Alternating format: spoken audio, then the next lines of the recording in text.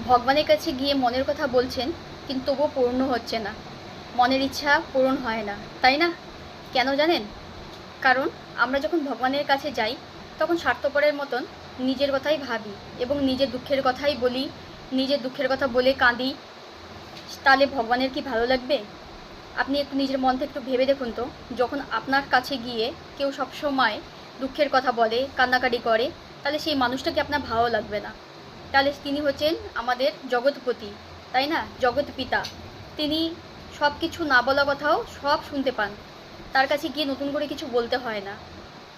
ভগবানের সামনে গিয়ে বা ভগবানের কাছে গিয়ে ভগবান কিসে খুশি হবেন সেই কথা বলবেন। যেমন ভগবানের সামনে গিয়ে রাধারানীর নাম বলবেন, একটু হরে কৃষ্ণ মহামন্ত্র জপ করবেন, একটু হরিবোল বলে হাত তুলে একটু কীর্তন করবেন, হাততালি দিয়ে একটু কীর্তন করবেন। দেখবেন ভগবান অনেক খুশি হবেন। তখন আর আপনার